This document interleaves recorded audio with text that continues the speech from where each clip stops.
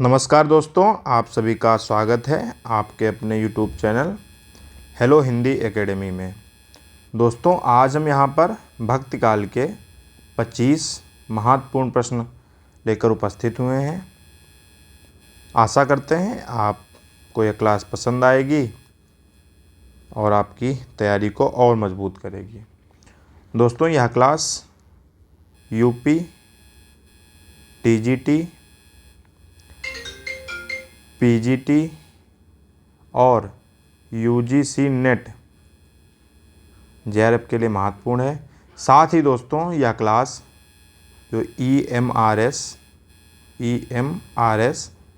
जो Eklavya model residential school से जो निकली हैं वैकेंसी, उसमें टीजीटी और पीजीटी हिंदी के लिए यह क्लास महत्वपूर्ण है।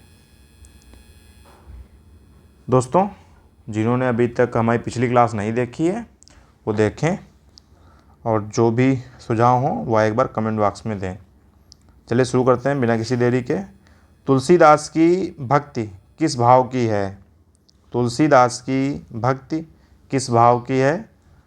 तुलसीदास की भक्ति माधुर्य भाव की है, सख्य भाव की, दास्य भाव या फिर निर्वेद भाव की? तो यहाँ पर ऑप्शन जो सी है, दास्य भाव, यह ऑप्शन सही है। साखी सबदी दोहरा कवि कहिनी उपखान, भगत निरूपय भगत कलि निंदहि वेद पुराण, किस कवि की पंक्तियां हैं? तो यह तुलसीदास की हैं, रसखान, कबीर या फिर रैदास? तो दोस्तों, यह जो पंक्तियां हैं यह तुलसीदास जी की हैं। ठीक है। लोटा तुलसीदास को लाख टका को मोल, किसकी पंक्तियां हैं? अग्रदास की हैं या फिर होल राय की हैं या प्रियादास की या फिर रहीम की? तो दोस्तों, यह जो पंक्ति हैं ये होला राय या फिर होल राय इनको बोला जाता है, या इनकी पंक्तियां हैं होल राय की। ठीक है, ऑप्शन बी जो है बा यह सही है।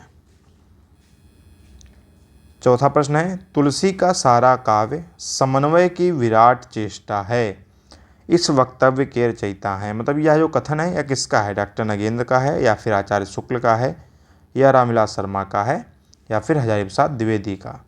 तो दोस्तों, यहाँ पर जो ऑप्शन है यह डी जो दा है यह सही है। यह जो कथन है यह आचार्य हजारी प्रसाद द्विवेदी का है।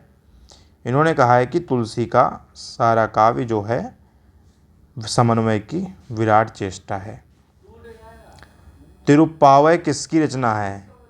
दोस्तों, जो तिरुप्पावय है यह ग्रंथ किसका है? कबीर का, आंडाल का या हरिचरण दास या फिर किशोरीदास का? तो यह जो 5 का ऑप्शन है दोस्तों बी सही है। आंडाल की यह रचना है तिरुप्पावय, बी ऑप्शन सही है। तिरुप्पावय आंडाल की रचना है। यदि इस्लाम न भी आया होता तो भी भक्ति साहित्य का बाहर आना वैसा ही होता जैसा आज, यह बहुत ही प्रसिद्ध कथन है।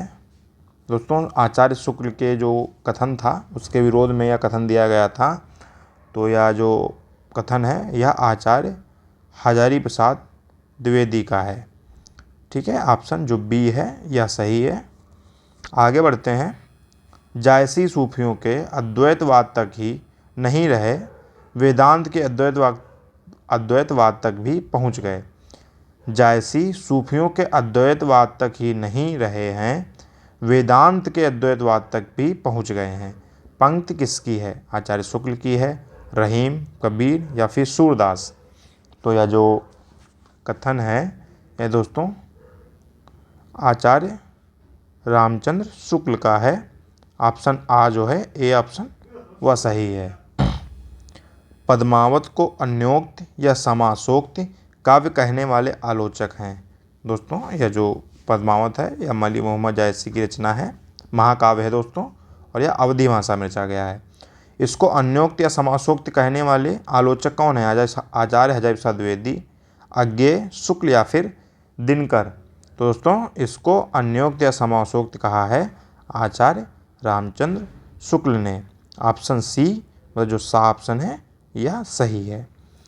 9वें प्रश्न की ओर बढ़ते हैं। कहे बिनु रहे न परत, कहे राम रस न परत, पंक्ति तुलसी के किस काव्य ग्रंथ की है? तो यह दोस्तों तुलसी के विनय पत्रिका ग्रंथ की पंक्ति है। ऑप्शन जो डी है द, यह सही है। 10वें प्रश्न की ओर बढ़ते हैं।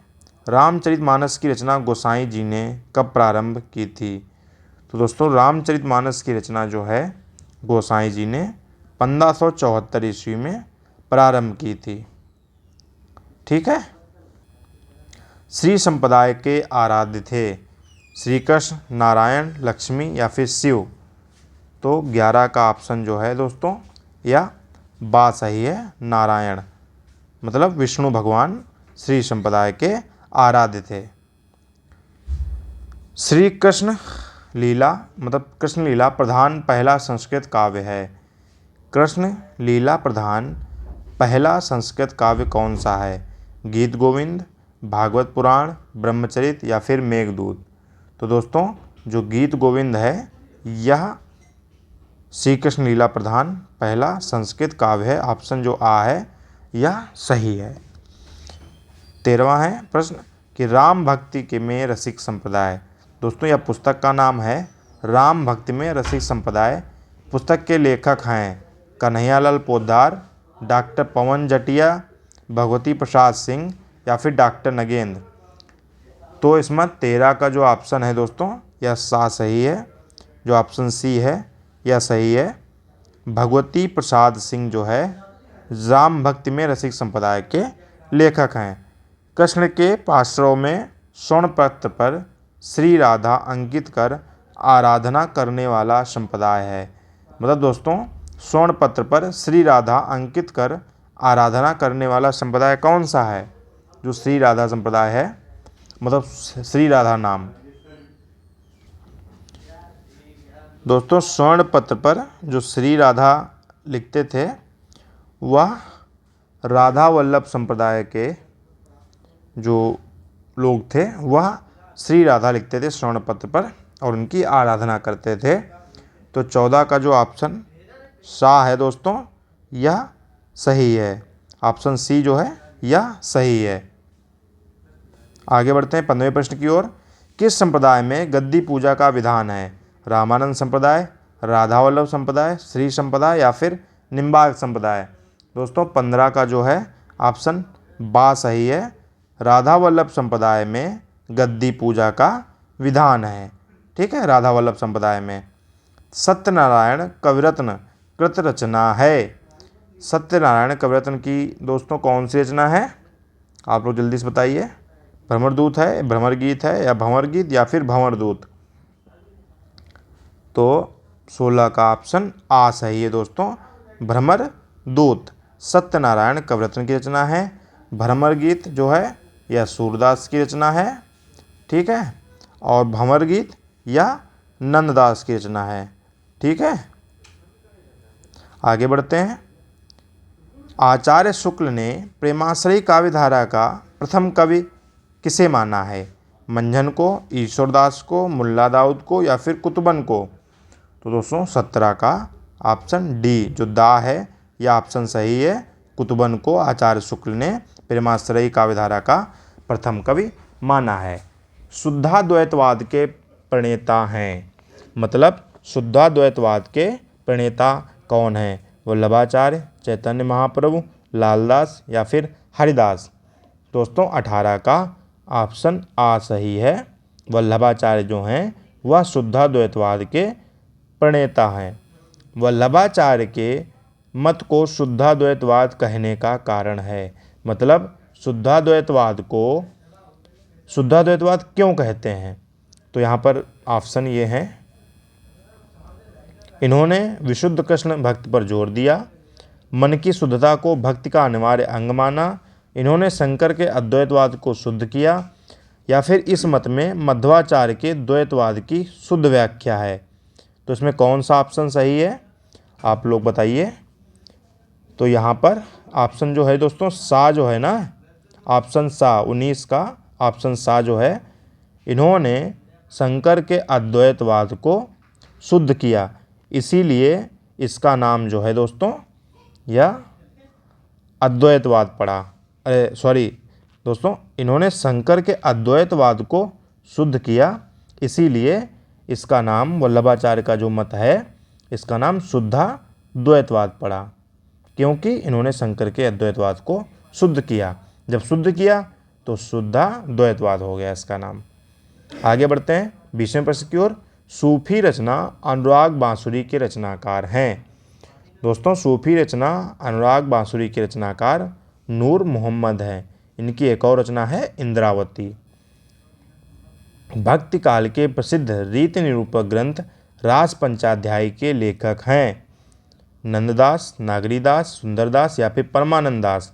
तो दोस्तों 21 का ऑप्शन जो आ है, ए ऑप्शन या सही है। रास पंचाध्यायी के लेखक कौन है? नंददास। प्रथम सूफी प्रेमाख्यानक काव्य माना जाता है चंदायन, सत्यवती कथा, हंसावली या फिर मृगावती।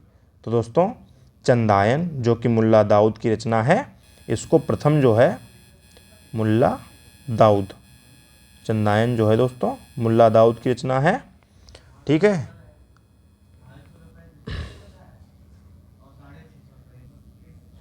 दोस्तों सत्यवती कथा जो है यह ईश्वरदास की है और हंसावली असाहित की है और मृगावती कुतुबन की है। ठीक है। तो जो प्रथम सूफी प्रेमाख्यानक काव्य है वह चंदायन है। ऑप्शन ए सही है। वारकरी संप्रदाय के प्रवर्तक हैं नामदेव, ज्ञानदेव, तुकाराम, सहजोबाई। तो 23 का ऑप्शन बा सही है दोस्तों। ज्ञानदेव जो हैं वह वारकरी संप्रदाय के प्रवर्तक हैं, ज्ञानदेव जी।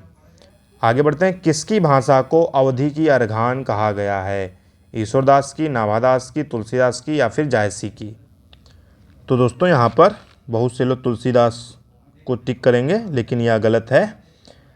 इसका सही ऑप्शन है दोस्तों जायसी। जो ऑप्शन डी है यह सही है।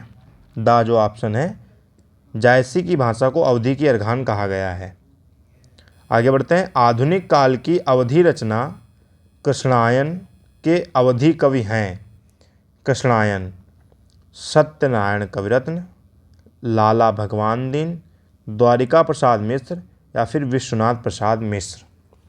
दोस्तों 25 का ऑप्शन आप लोग हमें कमेंट करके बताइए कि कौन सा ऑप्शन इसका सही है। कमेंट बॉक्स में आप लोग बताइए कि इसका कौन सा उत्तर सही है। इस प्रकार दोस्तों आपके 25 प्रश्न पूरे हुए। जिन्होंने पूरी वीडियो देखी उसके लिए थैंक्स। और जो चैनल पर नए हैं कृपया चैनल को सब्सक्राइब कर दीजिए दोस्तों। सब्सक्राइब करने से हमारा मनोबल बढ़ता है। अगर आप कर चुके हैं तो अपने दोस्तों से करवा दीजिए। और जो भी सुझाव हो हमें एक बार कमेंट बॉक्स में आप लोग ज़रूर देना। हम निरंतर बेहतर से बेहतर कंटेंट आपको दे रहे हैं, आपकी तैयारी को मजबूत करवा रहे हैं।